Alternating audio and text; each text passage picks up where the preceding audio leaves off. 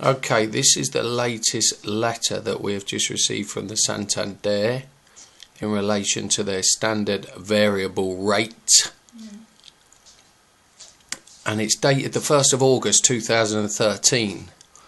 And as you can see, it reads, "Dear Mr. Olias, I am writing in relation to the recent telephone calls you have made to us in relation to the cap margin increase, which took place in 2008.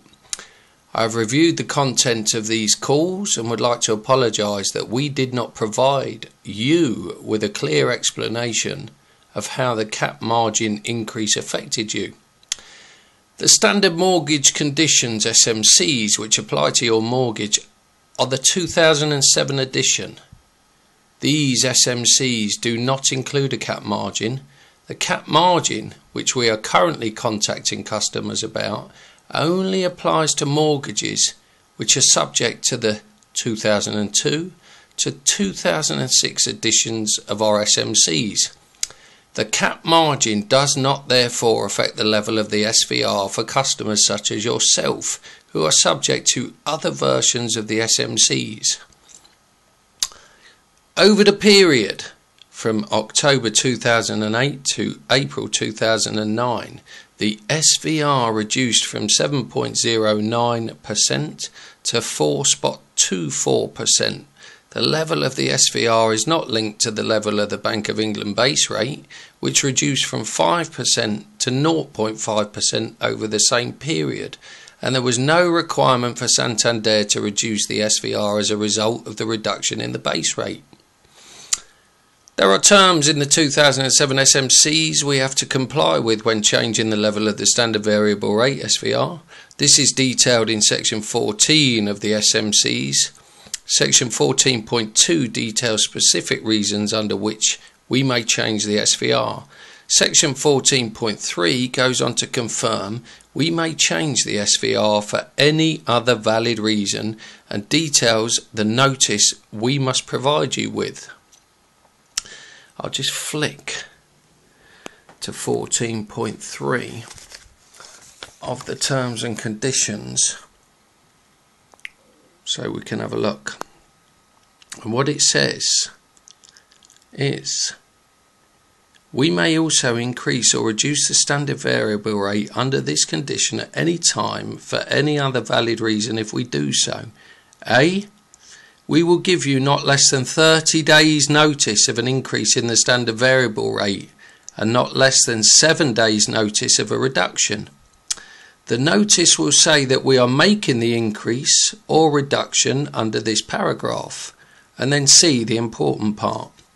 If we are increasing the standard variable rate for a reason other than an increase in the base rate, then you will be entitled to repay all the money you owe us, or, in brackets if you choose, the part of the capital to which the increase applies, within 3 months from the date of which the increase takes effect, without paying any early repayment charge that would otherwise apply.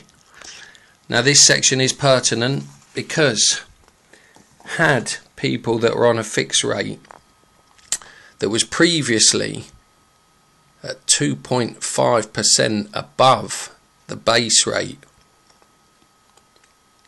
linked standard variable rate 2.5% above the base rate, had people who were fixed into their mortgage found out that Santander or Abbey at that time was going to increase the standard variable rate spread against the base rate from the 2.09% that it was at in October 2008 to the plus 3.74% that it was at by April 2009, then people may well have chosen to take on another mortgage product with another lender, thereby paying off the full balance to the Abbey without an early repayment charge. But in order to do that, they would have had to been sent a notice by the Abbey that the Abbey had put up the spread between the Bank of England base rate and their standard variable rate, which the Abbey did not do. So I will continue with the letter, which goes on to say, at the time this standard variable rate, or the SVR, was reducing, your mortgage was on a fixed rate, so you were not affected by these reductions. Well, I beg to differ for the reason that I just said. When your fixed rate ended, you reverted to the SVR, and the interest rate at that point was 4.24%. Now, the point with that is 4.24% is 3.74% above the Bank of England base rate of 0.5%. Whereas when the mortgage was originally taken out, the standard variable rate was much, much lower in relation to the base rate.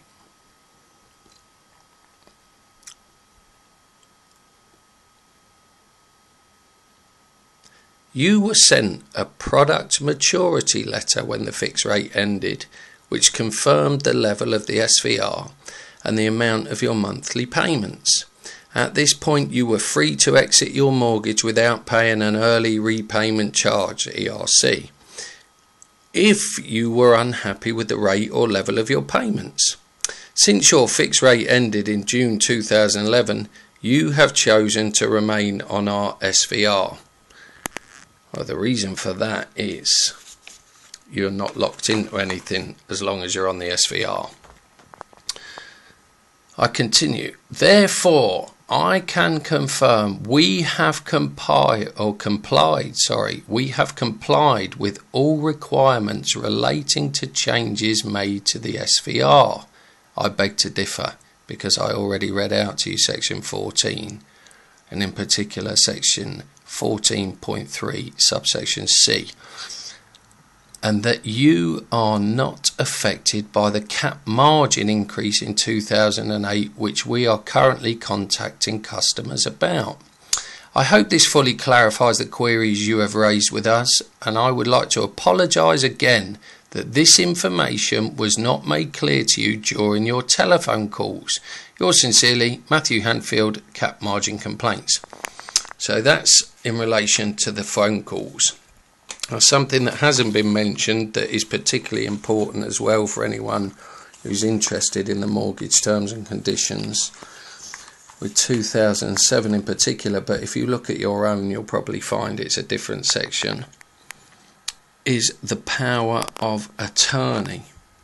Now, in these 2007 conditions, the power of attorney is section 33, and what it says is you appoint us, and as a separate appointment any receiver we appoint to be your attorney and to do the following things in your name and on your behalf. A. Execute any document which you must execute under the mortgage documents or what is needed for any of the purposes listed in condition 33.2.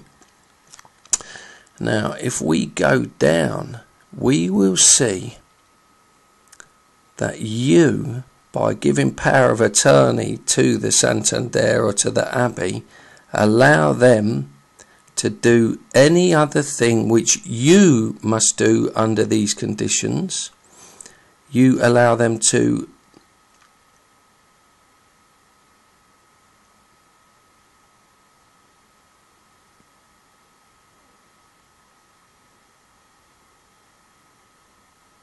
sign and date documents on your behalf. And one thing that maybe it's worth looking into is that the Abbey or the Santander can have power of attorney to make sure that any money which is paid under the additional security is paid to us. Well, I suggest that you check some YouTube videos uploaded by the White Rabbit Trust to find out more about the significance of that power of attorney. Thank you.